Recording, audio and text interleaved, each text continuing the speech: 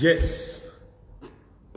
Good evening once again. My name is Akinropo Akinola, your parenting development strategist. From any part of the world that you have joined us, this is Legacy Hot with Parenting with Akinropo, a special welcome edition, to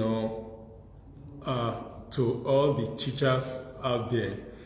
Because in this part of the world, in Nigeria, maybe by and large in Africa or even outside Africa, students are resuming back to school today. Some are resuming today, but I know finally the last part will be resuming Monday next week, which is September 20. So today, September 13, some schools are resuming today, have already resumed. So what do we do as a strategist or a strategist? What do we do, to motivate teachers to give in the best? Because last week we spoke about the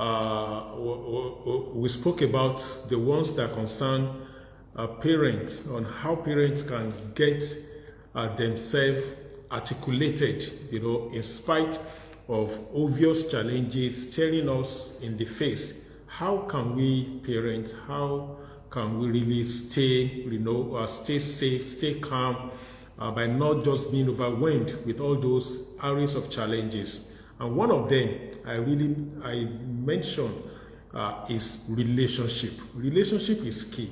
So when I mentioned relationship, I wasn't saying that you just jump into a relationship anyhow, or you only cut a relationship when you think or when you know that you are in need. That is not what I'm saying. I'm saying before any challenge comes up at all, the relationship you had so far, that you have developed so far, will always come in handy to bail you out of that challenge. So that's why you don't go into relationship with this entitlement mentality that because I'm having this relationship with this guy or with this group, they must do something for me. So that is not what I'm saying. The reason why I'm clarifying this is because immediately after that session, a friend of mine called me that I didn't make mention of that. I felt that maybe people should know, but we can't always assume, and that's why I needed to clarify that before we move into today's session. So today's session is entitled Memo to the Teacher. Memo to the Teachers.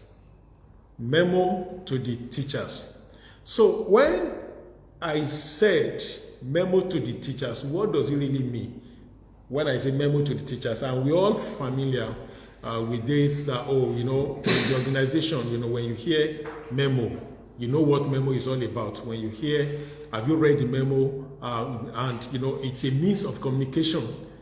Communication is a medium of communication by which organization communicate with themselves, with the staff from top to toe, or from top to the lower level, and most especially at times lower level to, by way of feedback. So they send the memo back to them. So we are all familiar with that word memo.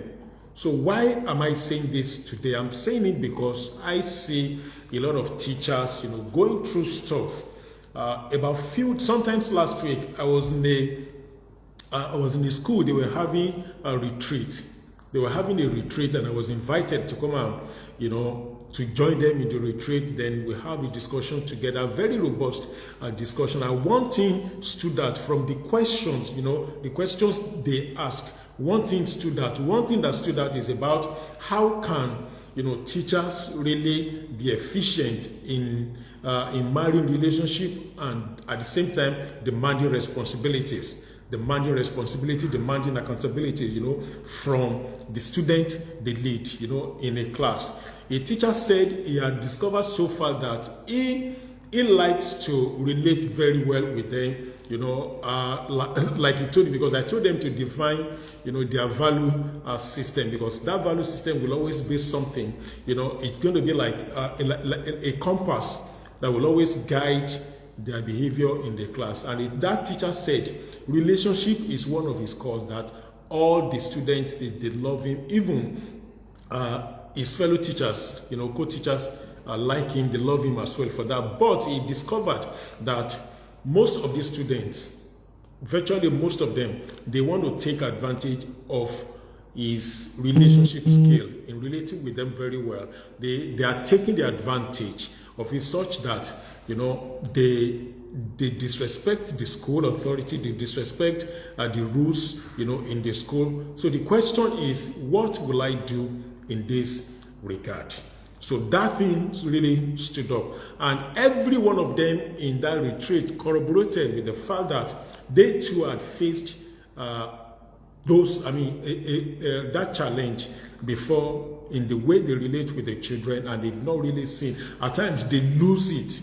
And that's why at times, they get angry and they begin to beat students, or they say something against them that they would not like. So that's why I haven't spoken with them, and I gave them what they need to do, what they needed to do. And I just felt that, okay, how many teachers do we have out there who is still facing the problem of how to really, maintain the relationship with the student, at the same time demanding accountability, demanding responsibility with them. So it is a problem I believe every leader goes through, every leader around the sphere of children, whether you're a teacher, whether you're a parent, you're a school owner, or whether you're a coach, or you are anything else around these children, you will always face that problem of relationship and accountability. I want us to pay attention to this. A lot of things I've written down here, from the slide that I shared with them, I'm going to share it with us now, because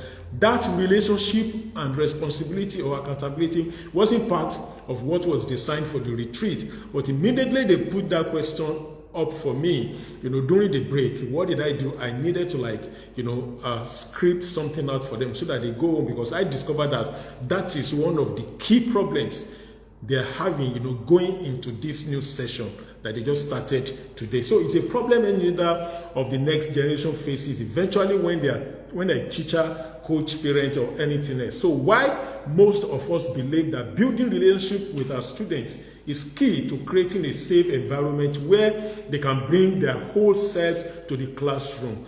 This particular teacher that asked that question has found a hole in that goal. So why many of us believe relationship is very key, but this particular teacher has found a hole in that area. So what did we do immediately? Because I believe that the class that is handling, is handling SS2. So when you are handling SS2, so generally we believe that the people in that class, they are, if not 100%, but you can be so sure from SS2, 98% of them is Generation Z. And when it is Generation Z, we always know how to handle them, because here on this live session, I shared with us before many ways. Thank you, B-Walls. Thank you. Good morning. Thank you. Good afternoon. Good evening. Thank you for joining us once again. So I've shared it with us that these guys are Generation Z. And when you talk about Generation Z, they are epic generation. Epic is broken down into 4 behavioral steps. E stands for their experiential. When a teacher is dealing with Generation Z, you must know their epic generation. E stands for experiential. Then P stands for participatory. The I stand for their image driven.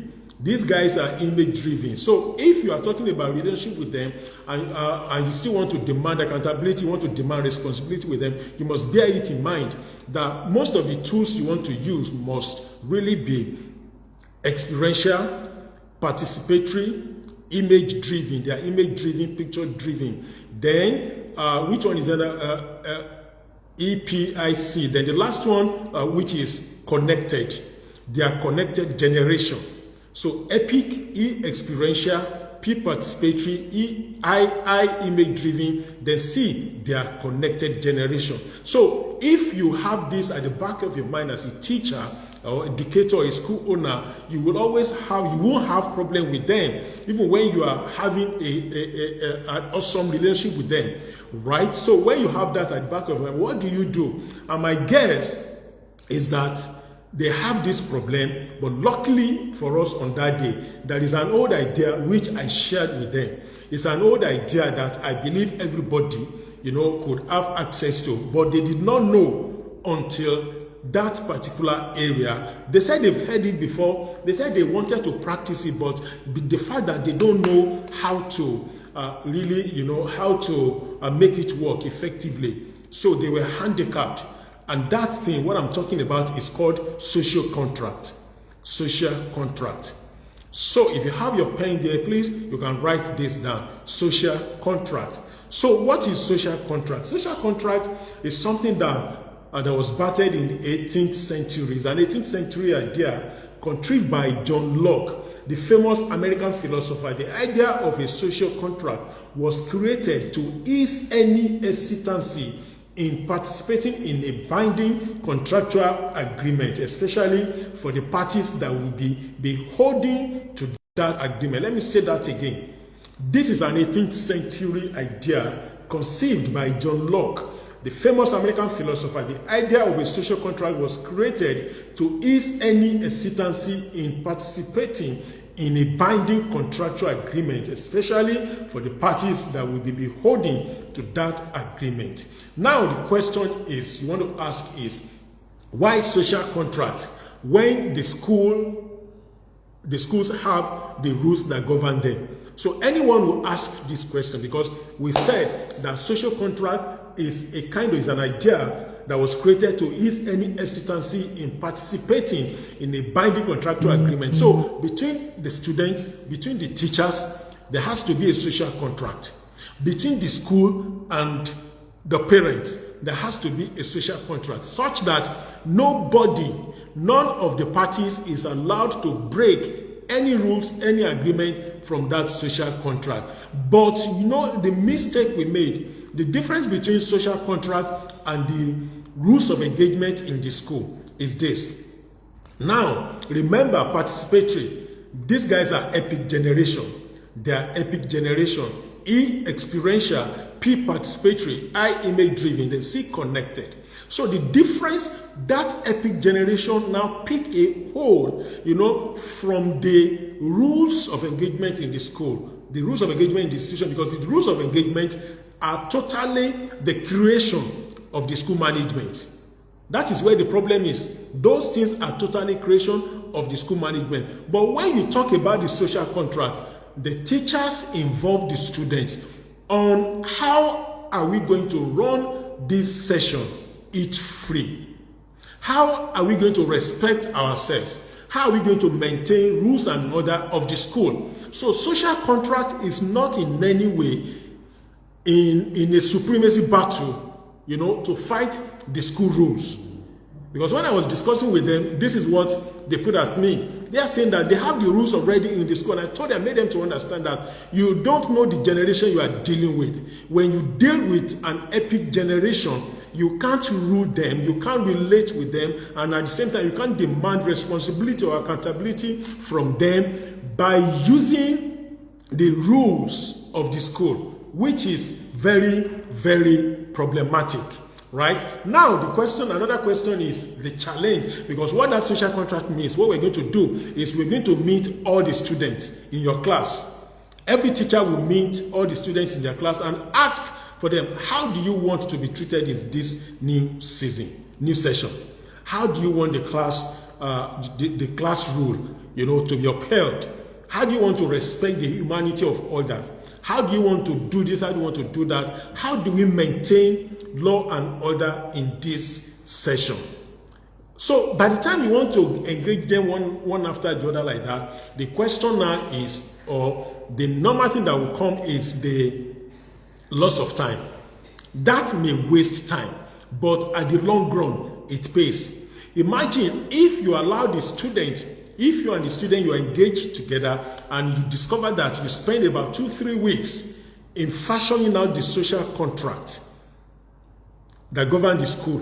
The social contract that governs the class. So imagine when you have situation like that, the problems will be minimized. The rate of disobedience will be, will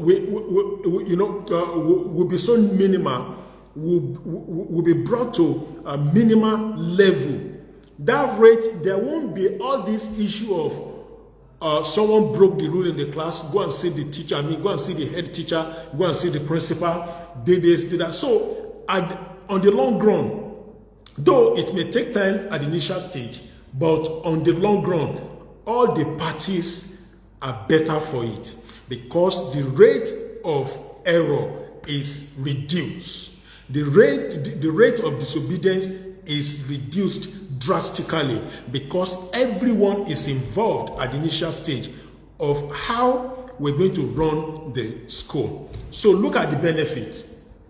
Look at the benefits of this social contract that I want every teacher, every school to pay attention to. Right? The first one is relationship building.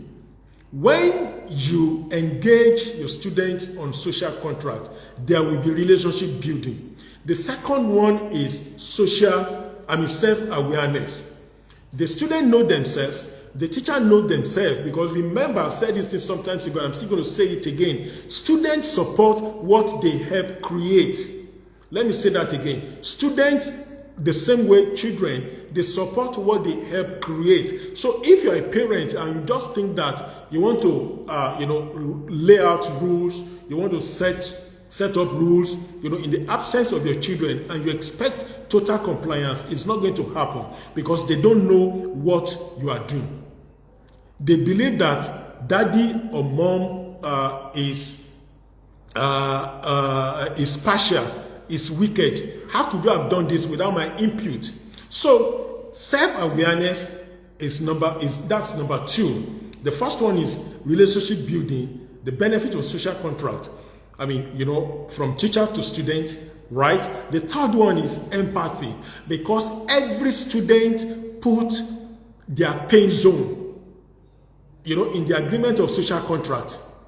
They put their pain zones there. The teachers too, they put their pain zones. So everybody comes to the center. Everybody comes to the center. That is the third one. Then the fourth one is social awareness. Social awareness. Let me give you the example of that social awareness. The example is, who do we want to be together? Who are we? Before we want to be together in a class, before a teacher could say, oh, I want to be teaching them, before a teacher could say, I'm going to have a good relationship with them, then I want to demand accountability and responsibility from them. Social contract will solve the problem of who are we? Who do we want to be together? Do you want to be together as a team? Do you want to be together as a nation? Do you want to be together as a community? So the essence of who you want to be together would define, how the class is going to be run. Take, for instance, if you know that, okay, you have chosen that who do you want to be? You want to be a team. If you are a team, meaning that everybody in the team, every participant in the team brings in their knowledge, brings in their input to make a winning team. Individual talent doesn't win a team, doesn't win a match. It's the only thing that wins a match is a team wins a match.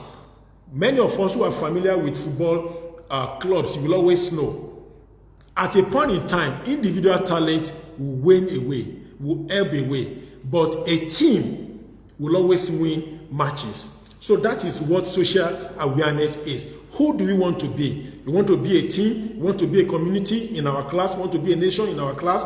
Or who do you want to be? That is one of the benefits that social contract will solve for us. Then the fifth one, effective discipline is guaranteed. So in case any teacher here or school owner may want to say, by the time you want to engage the student on, having a social contract with them, that how do you want me to teach you?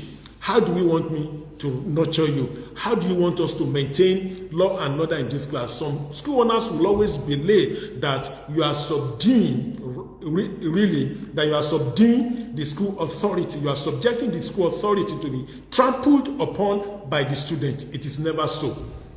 Social contract will even strengthen the effectiveness of the students in upholding the school rules and regulation. So effective discipline is guaranteed because the teachers have spoken, the students have spoken. Okay, now if this thing happens, if it doesn't go this way, what do we do? Whoever that makes noise, what do we do? Whoever that beats, what do we do? Whoever that behaves in a way that is not socially, and emotionally intelligent in our school, how in our class, how do we handle such person? Someone that does not honor the dignity of somebody says humanity. How do we handle it? So that thing, the discipline will always be there. Then the sixth one, that is the one that from discipline we have the dignity of the school, of school owners, administrators, teachers, parents, and students is upheld. Their dignity is upheld. Nobody offends anyone unjustly, because we all form this social contract together. We define the way we want to live together.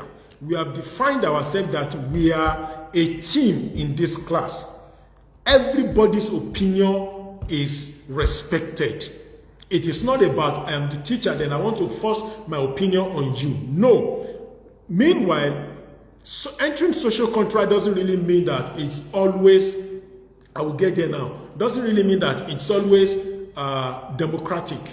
No, otherwise the student will hijack it, because there are some students that want to behave, they want to push the boundaries and test the limit. I will get there now. So the last one is the society is better for it. A teacher once told me, one of my coaches once told me before, that when a child is raised effectively, when a child is raised well, when a student is tutored well, 3 generations, or rather 3 aspects, 3 agents of the children are involved, and they're better for it. The first one is the children themselves, first agent. First agent is better for it. Then the second one, the parents and the school, they're better for it. The last one is the society. So when social contract is in place, in the way students, the teachers engage the student, the last one is the society is better for it. Imagine Nigeria having society of students who believe so much in humanity of others. Imagine what is going to happen. Everybody is going to better for it. Imagine if the crop of politicians, the leaders across spheres of influence that we have today, engage social contracts when they were children. They will know how to respect everybody. Right? Now, how do we use these social contracts in our classroom? What are the ways? What are the steps to handle this? Now we understand what a social contract is, but how do we implement this in the classroom? Let me walk you through these 3 simple steps, and we'll round off. If you have any question thereafter, we can just drop the question here, then I will attend to them. So please, if you know any school owner, any teacher around, and they are not here, you can share this live session with them so that they can be part of this discussion. Even after now, you're still going to be here. The first step for you to do as a teacher, this same principle, we can actually still apply it in our home. The first step for us to do is that take time with your students, take time with your children to write your own social contract. You take the lead. You take the lead. The teachers take the lead. Take time, they take their time with the student to write, they take the lead in telling the students to write their own social contract. This is how this is going to pan out. Gather your students together and ask them this question: what kind of classroom do you want this session? That is part of the first step. What kind of classroom do you want this particular session? To set up this discussion, tell your students you want to establish 2 to 6 rules. Don't let it be too much, because if it's too much, if it's, up to like 10, that may overwhelm them. And even in implementation, that may be so cumbersome for you, even as a teacher, to do. So just establish 2 to 6 rules of values that everyone, including the leader, is going to be bound by the rest of the session. Start by listing everyone's idea. This is data gathering.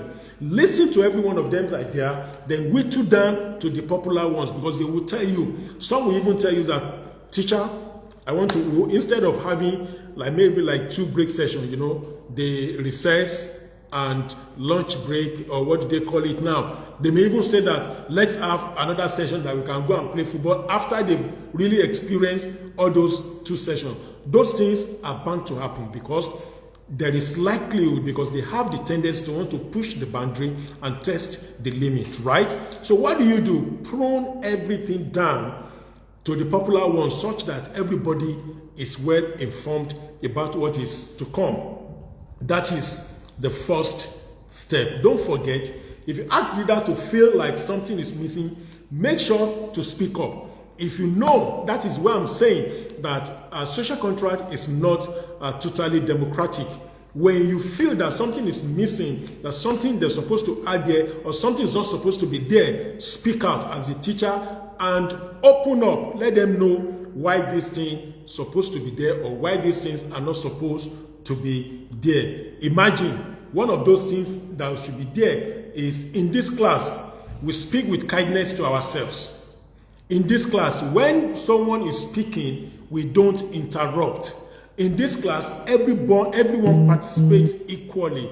In this class, we turn in own place, what we call assignment. We turn in own place as at when due. Right? That is part of it. Then the second one, you establish the consequences. I'm in love of consequences. You establish consequences. What do consequences do? This is very, very tricky, and I want us to pay attention to this. After you've established your rules, you need to talk about consequences. What you are doing in this step is transforming your rules into what we call at Pyramid Consulting, what we like to call equation. We call it equation, meaning that if a student were to break one of these newly established rules, what would be the agreed upon an outcome expected outcome? If a student breaks the rules that we have in the social contract, what is going to be the outcome? What are the expected outcomes for breaking down rules? So it's when you allow all these things to happen, the rate of error is reduced, because they know if someone shouts at one another, if someone talks to somebody in a way that provokes the person, if someone deliberately, acts in a manner that is not socially, accepted in the society, let alone talk of the class, what do we do to that person? All of you agreed, and no one, not any one of them, is allowed to now to go against it. Like in United Nations, they say that every country is a party to the Charter of the United Nations, meaning that no country that is a party to that charter is allowed to behave in a manner against that charter. That is what social contract is all about here. Establish the consequences. Then the last one, you implement social contracts by holding one another accountable. This is where accountability has come in. We're talking about relationship and accountability. Having good relationship with the student, having good effective relationship with them, and at the same time demanding accountability and responsibility from them. So the third one is implement your social contract by holding one another accountable. This is what I'm going to do here. When you have done this correctly, the social contract should hold itself up, because every member of the class is now responsible for seeing it is enforced.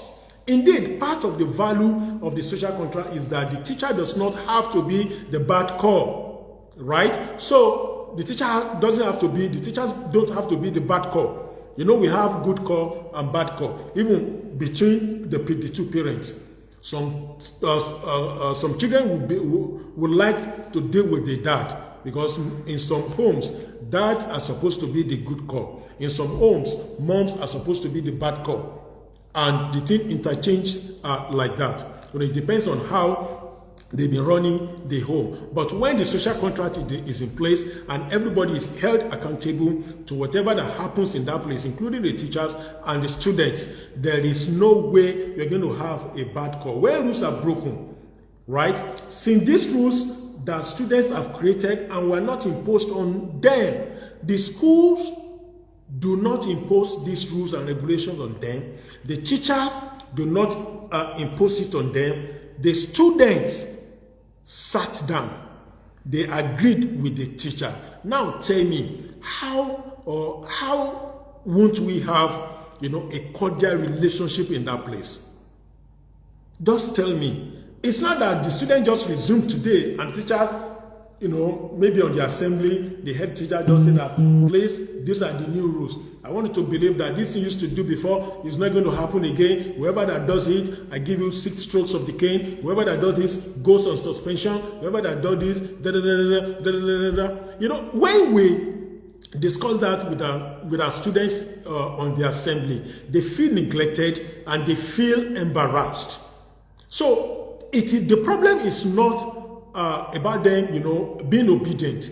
The problem is not, being committed. It's not about committing the rules and regulations to their heart. No, the problem is always that they feel neglected. Don't forget, you are dealing with epic generation, experiential, participatory, image-driven, and connected. You can't barb my hair in my absence. I have to be there. So this is the generation that we are raising. So in so much we want them to be obedient, please let us carry them along in a way of social contract, such that they will always obey. Because I remember I said, I'm going to say it again, that students support what they help create. Students support what they help create. So your only job is to simply hold your student accountable to the equation that they themselves helped establish. They are the ones that established it. Now, what do you think is going to happen? The error rate is reduced and there is effective discipline. The issue that a child is spoiled in this generation, they don't beat them, is because they don't beat them. That's why they're like this. There is no empirical figure to support that assertion. It's just a mere opinion. No empirical figure to support it. But we have more empirical figure to support that when a social contract is in place, students' rate of errors are reduced. So for the sake of our relationship with students, for the sake of effective discipline, for the sake of obedience, for the sake of the society, for the sake of the world, for the sake of humanity, let us engage our students in social contract. We may be the kind of leaders who create a process of set standards that students are excited to participate in. Why can't we just start that? Let us be that leader. Let us be that teachers. Let us be that parents, that students or children will be part of the solution in that school, in the class, and in the home. When we have this, the problems are solved. So this is the memo I have for parents, or most especially for teachers, educators, and school owners today. I'm still going to leave this here after, and I'm going to post it on my timeline so we can share it with the teachers of our students, of our children. Let's share it with them. That is your gift. Your gift for them this session, this new session. Your gift for them is for them to enter into a social contract. It doesn't take anything for them to enter into this. No legal backing, anything. You don't even need it.